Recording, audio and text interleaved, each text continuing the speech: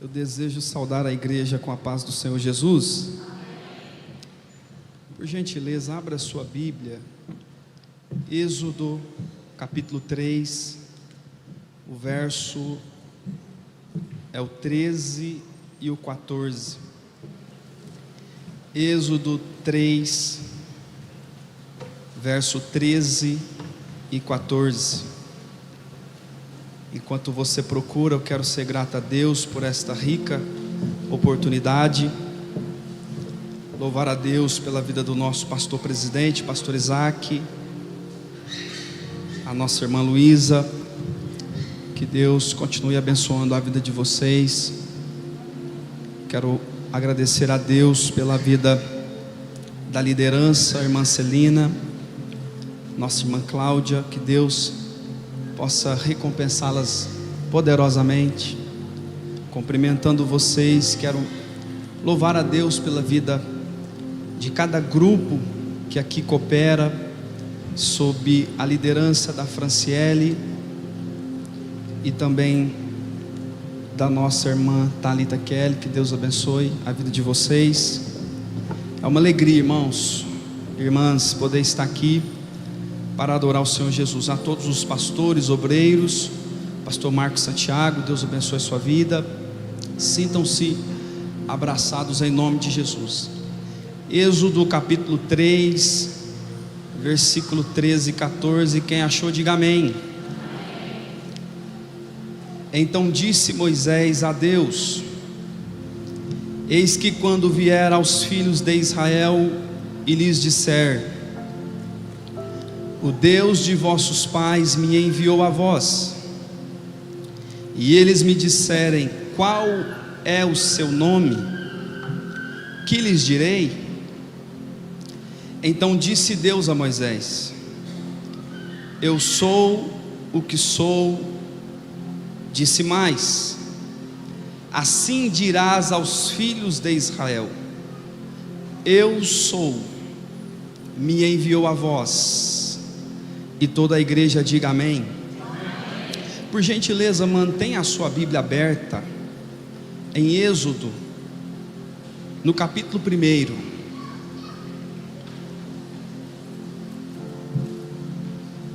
A minha esposa, a minha filha Maria Alice, que Deus possa abençoar a vida de vocês.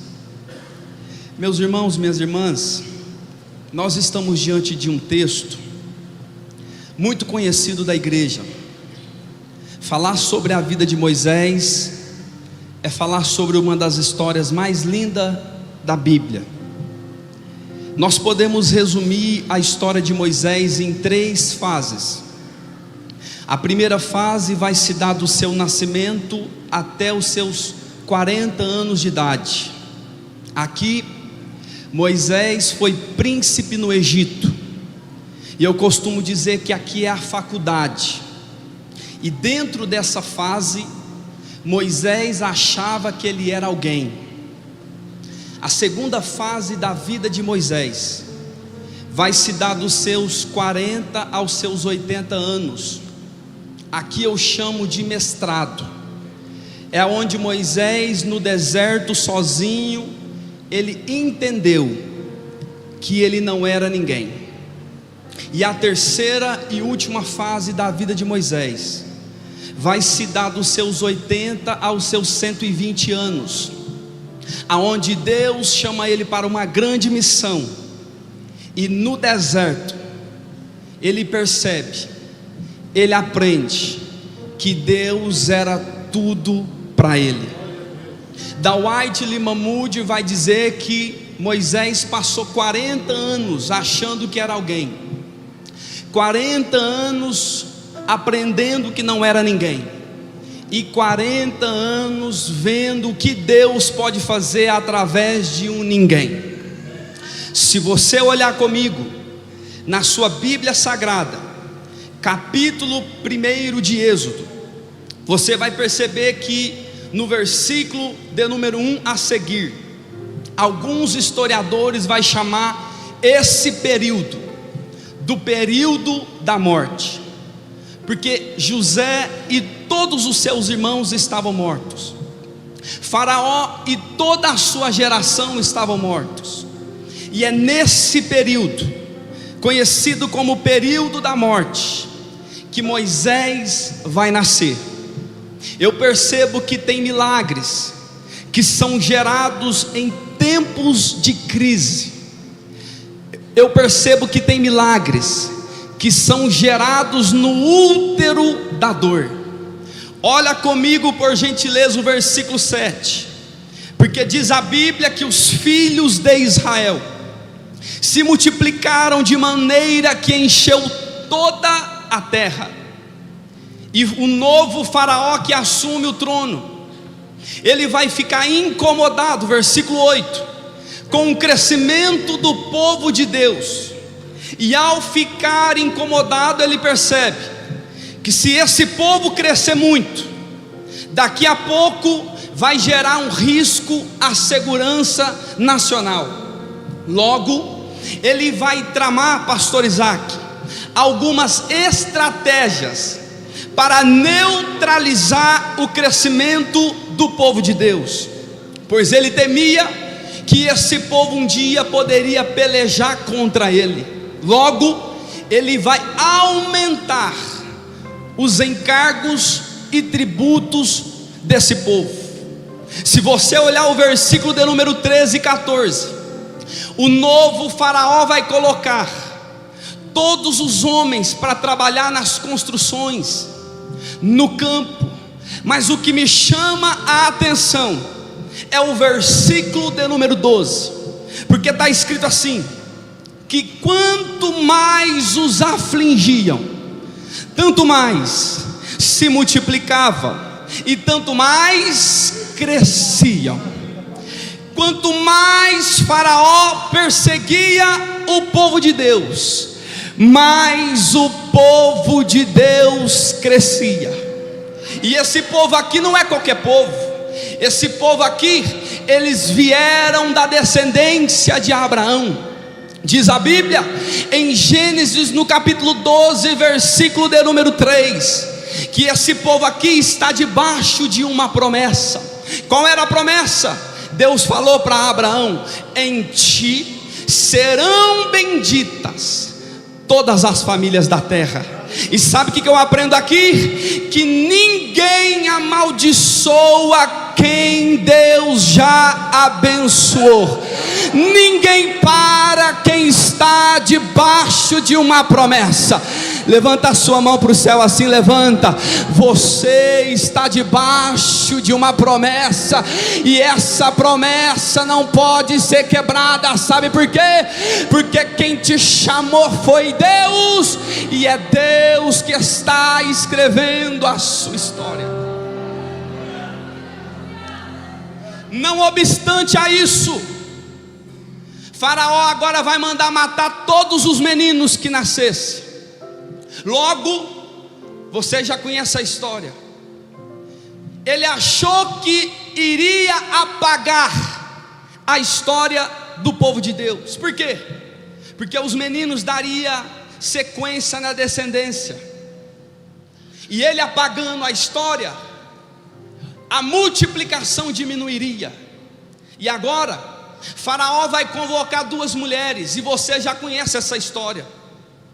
Só que eu acho interessante, pastores, obreiros, é que Deus vai intervir na história, porque as duas mulheres que Faraó manda chamar para ajudar na hora do parto, os dois nomes significam claridade e esplendor. Sifrá e Puá. Faraó achou que iria apagar a história do povo de Deus, e Deus falou: vou levantar duas pessoas, a claridade e o esplendor, para dizer para ele que ninguém apaga a história que eu escrevo. Fala para quem está do seu lado: e quem escreve a sua história é Deus. E se é Deus que está escrevendo, ninguém apaga. Não era motivo de você levantar essa mão e dar o melhor grito de glória a Deus. Elas temeram a Deus. E quando a lei dos homens são contrárias às leis de Deus, mais importa obedecer a Deus do que os homens.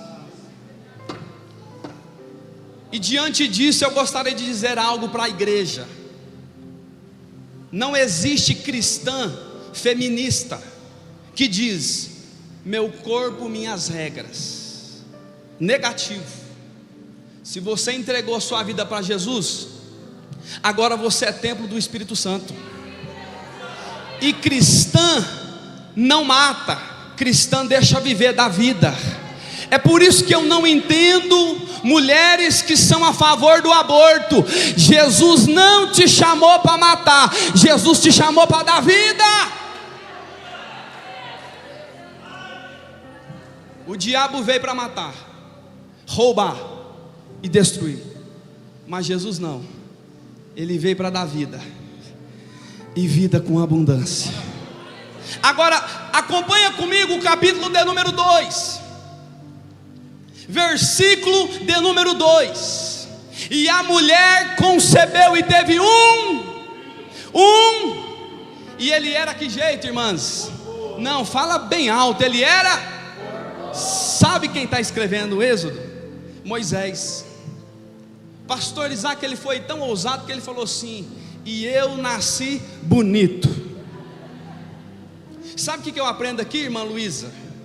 Deus deu a caneta nas mãos de Moisés para ele escrever a própria história. E por que ele falou? E o menino era formoso. Porque se ele não se valorizar, é por isso que eu sou muito a favor das esposas aí para o salão de beleza, das esposas aí na manicure tirar a terra da unha, para ficar bonita para os seus esposos.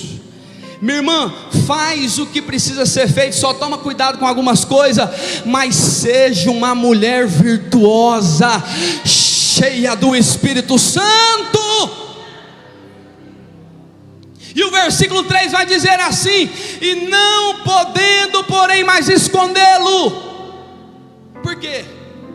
Porque Joquebede escondeu Moisés por 3 meses.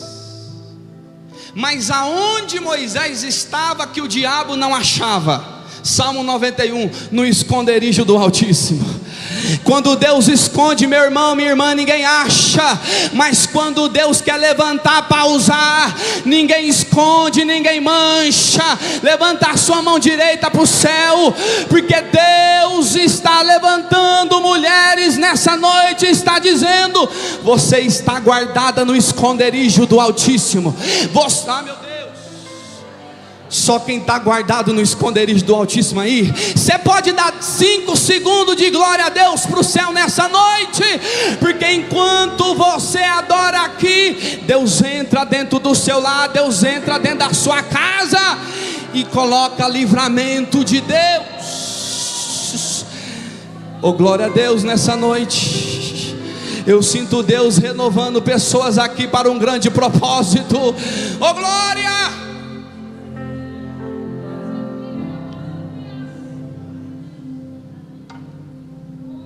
Segunda estratégia: manda jogar no rio Nilo. Faraó não falou se podia usar cesto ou não. Joquebede ninja falou: vou pôr no cesto, vou betumar, vou proteger, vou impermeabilizar. E colocou no Nilo. E você já conhece a história. As donzelas passeavam pela borda do rio, achou o cesto junto aos juncos à borda do rio.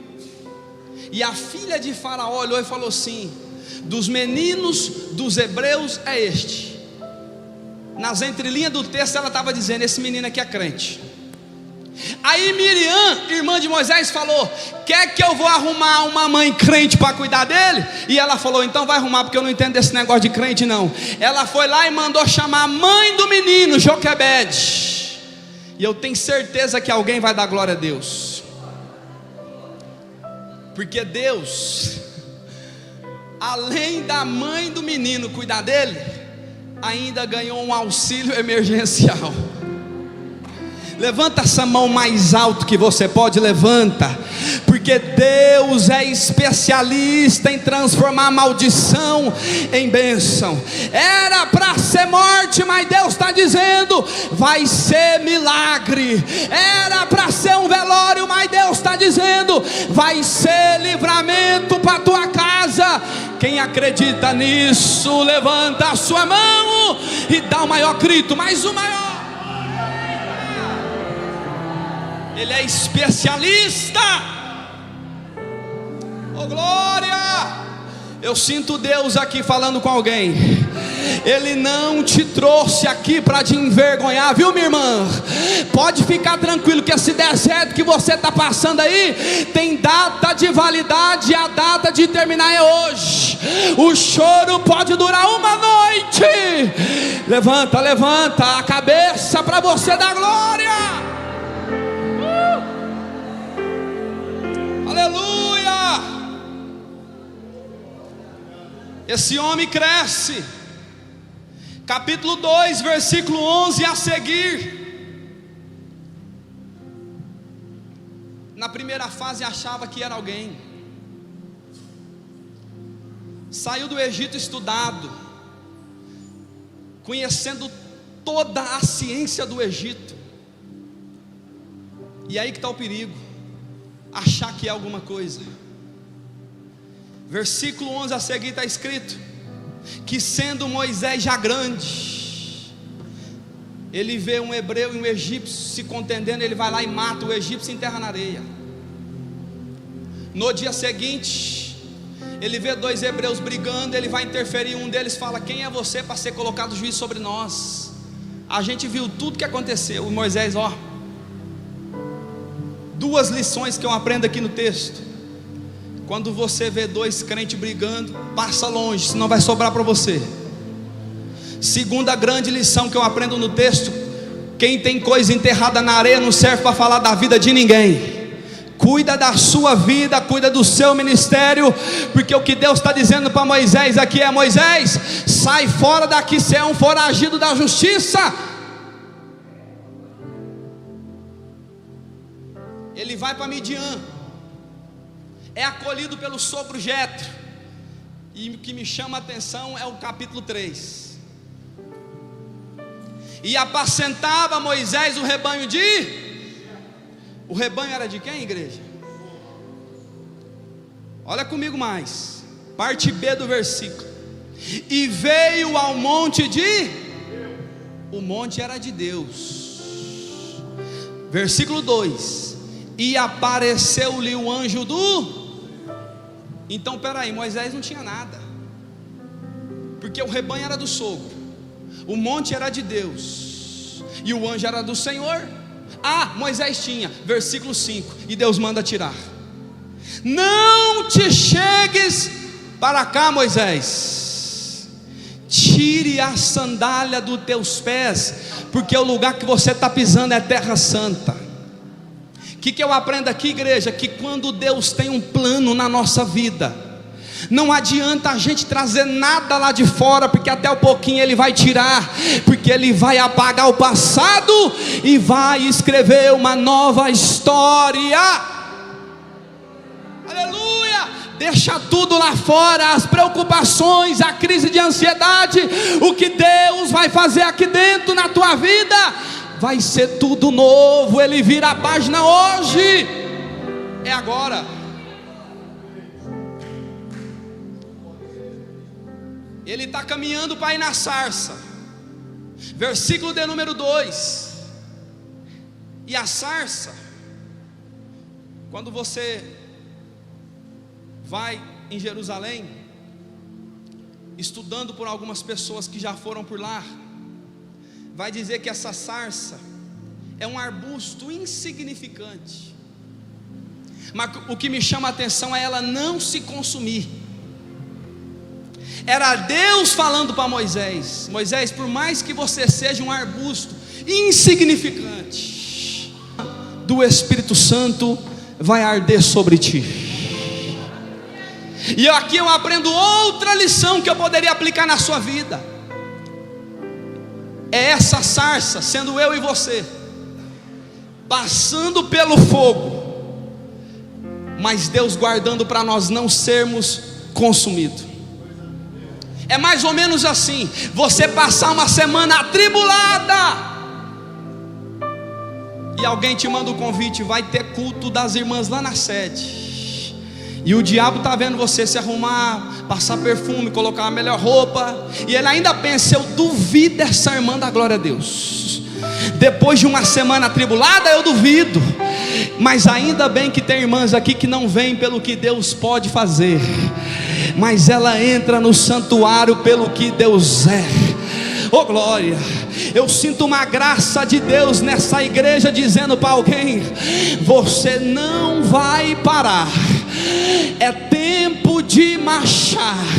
Eu gostaria que você fosse profetisa de Deus para quem está do seu lado. Fala para ela: você não vai parar, eu não vou deixar você parar. Você não vai parar, você vai passar pelo fogo e ele não vai te queimar. Oh glória!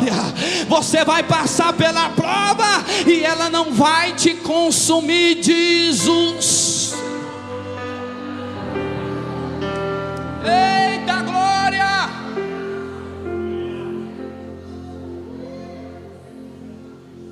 Versículo 6: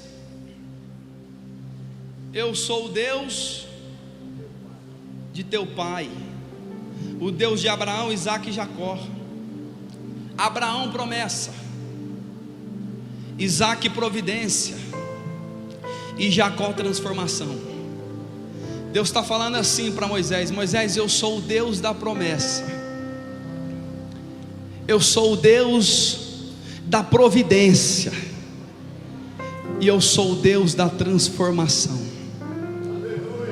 Para alguém Deus tem promessa, para outras Deus tem providência, mas para outras Deus tem transformação. Eu vou dizer até você dar glória a Deus: promessa, providência, transformação. Se na tua casa está precisando de algum desses três, você vai levantar a mão e vai dar glória. Promessa, providência, transformação. Oh glória! Promessa, providência, transformação. Pastor Isaac, eu quero ser profeta de Deus nesse altar. Vai ter irmã aqui que antes de terminar esse mês de março, em sua homenagem vai dizer: eu e minha casa serviremos ao Senhor. Vai ter promessa, vai ter transformação e vai ter providência, diz o Senhor. Eita!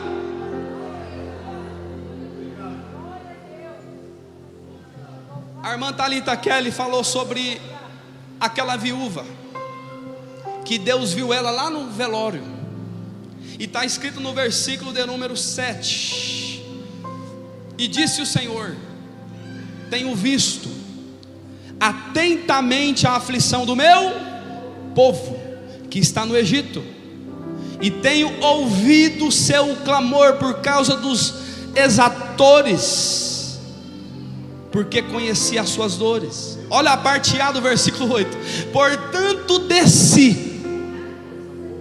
Deus vê, Deus ouve, Deus age e Deus desce, por causa de um clamor. Jeremias 33:3: clama a mim e responder-te-ei. Quem clama tem resposta de oração. Quem clama, Deus faz coisas grandes e firmes. Quem clama, Deus faz mais do que você está pedindo.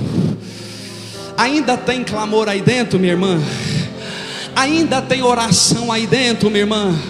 Porque se você não tiver força para orar, Deus vai te dar hoje, mas sem resposta você não sai desse culto. Oh glória, oh aleluia. 2 Crônicas 7:15 está escrito: agora estarão abertos meus olhos e atentos meus ouvidos à oração desse lugar. Se tiver oração, Ele está atento. Oh glória.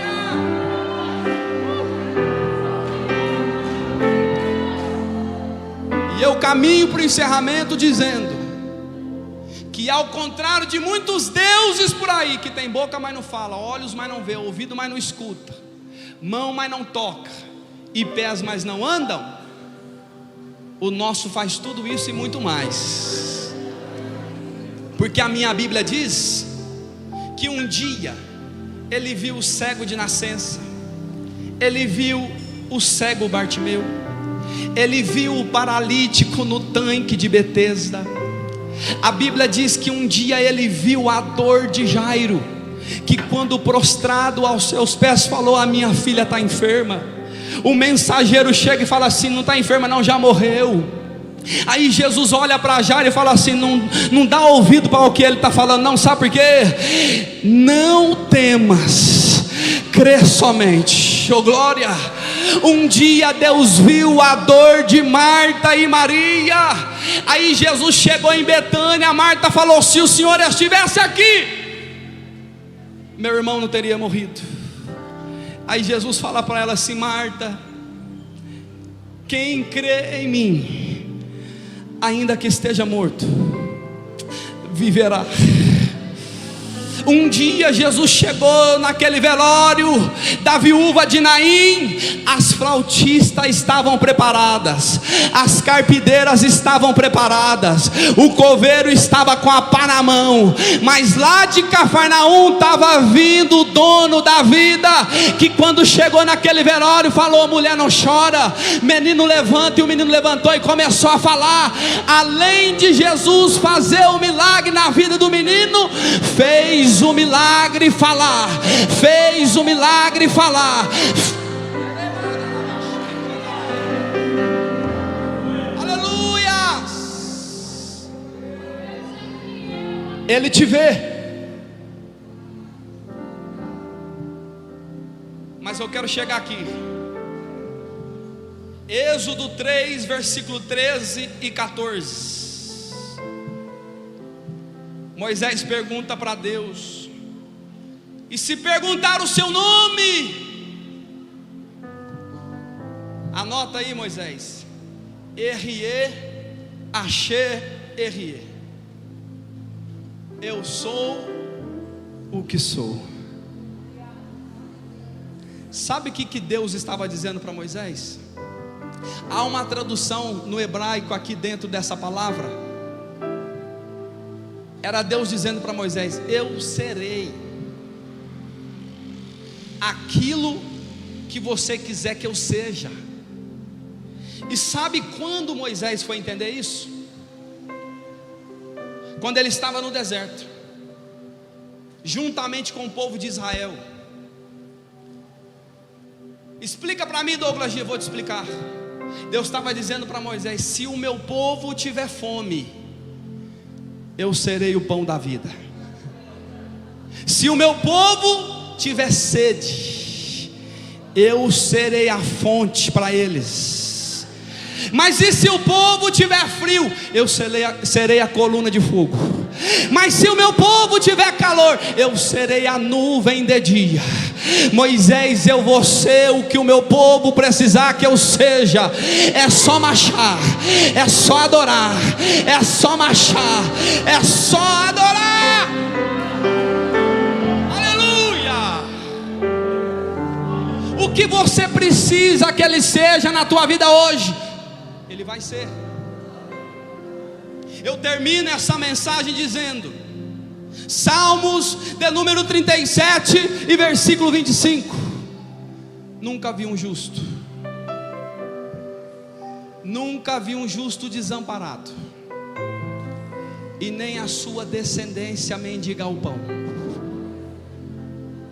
Fala para quem está do seu lado: Deus está no controle de tudo. Não vai faltar nada na tua casa, diz o Senhor. Aleluia! Com a permissão do pastor, se coloca de pé enquanto o coral, o grupo se prepara para cantar junto com a Franciele.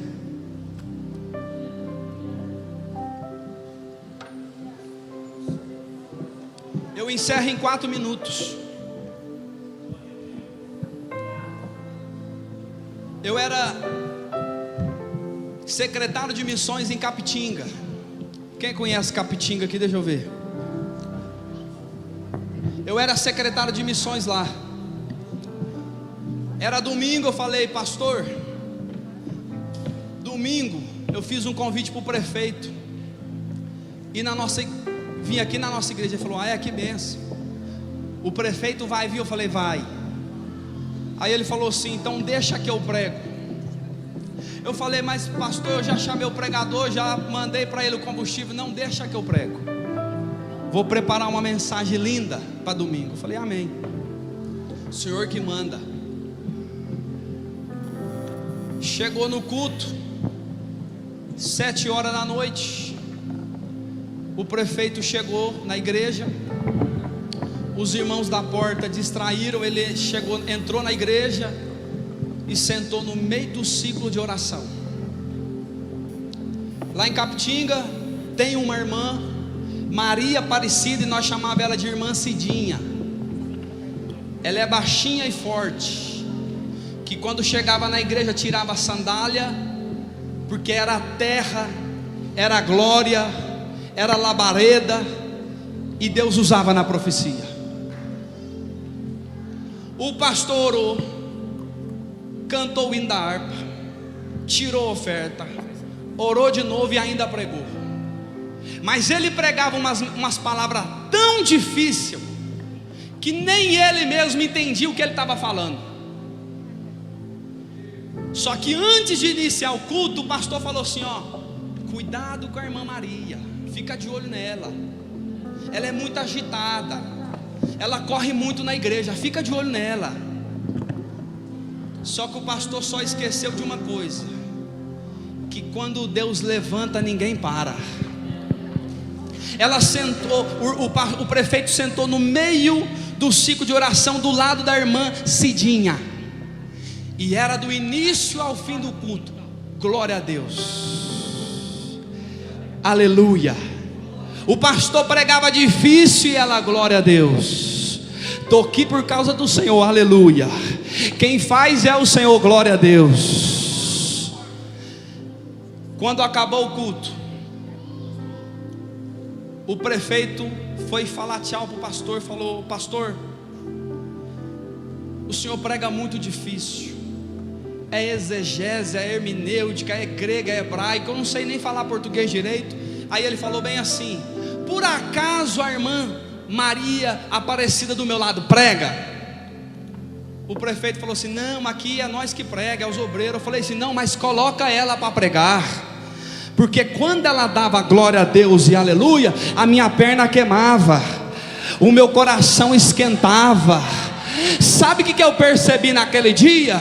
Que ninguém para um verdadeiro adorador. Teve uma hora do culto lá que a irmã Cidinha saiu correndo no corredor para entregar uma palavra para uma irmã. Juntou 2 diáconos de um lado e do outro. Ela furou a barreira e falou o recado de Deus. Levanta a sua mão, minha irmã, eu quero entregar uma palavra ao teu coração. Ninguém para uma mulher de oração que está debaixo de uma promessa. Aleluia. Fecha os teus olhos, Senhor Deus e meu Pai. Quero louvar ao Senhor por esta palavra, meu Deus. Continue abençoando a tua igreja, continue abençoando nossas irmãs, continue abençoando o nosso pastor presidente, a nossa irmã Luísa. Pai, eu gostaria de pedir ao Senhor que o Senhor venha derramar o renovo aqui nessa noite, que aonde tiver corações tristes, angustiados, que o Senhor possa trazer alegria, que o Senhor possa trazer um renovo, que o Senhor possa trazer a cura, meu Deus, que o Senhor possa fazer um milagre, em nome de Jesus. Aleluia, oh, glória, aleluia, oh Deus céu.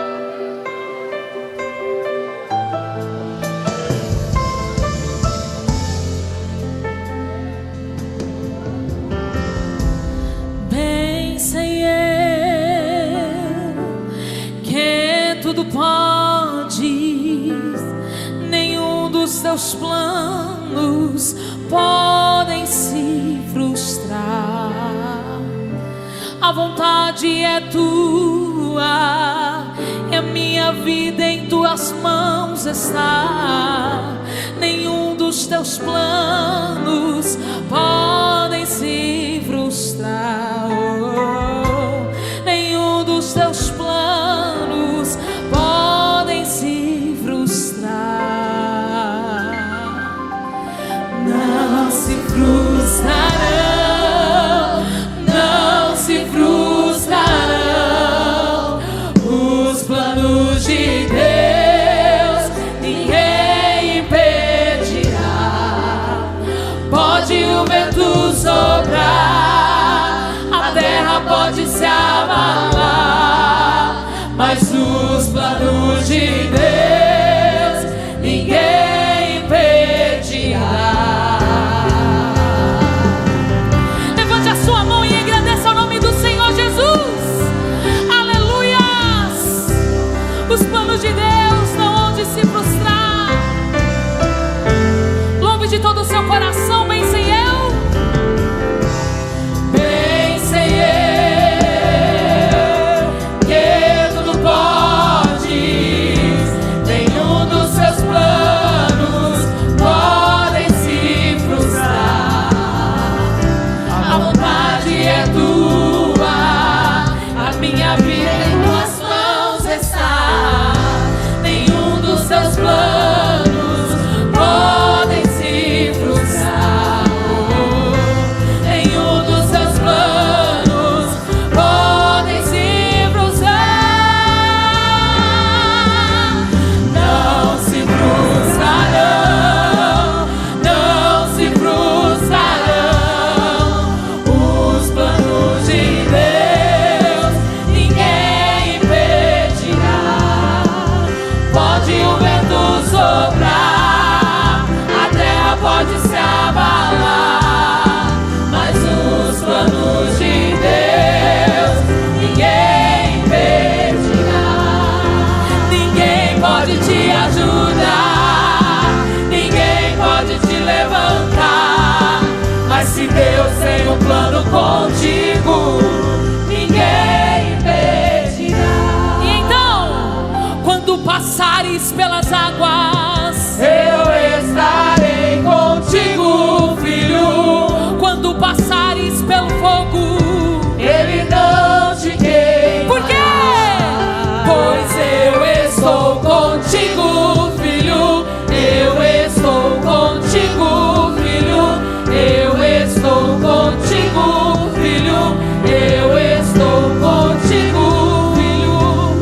E se teu barco parecer que vai naufragar, está balançando pra lá e pra cá, está causando medo em teu coração, está causando dúvida. Então, mas olha só quem vem aí, andando sobre as águas, parece que é Jesus, andando sobre as águas, está dando uma ordem para o tempo. Sou eu dono do tempo, sou eu dono daqui, sou eu dono do mar, sou eu, sou eu, sou eu, sou eu, sou eu.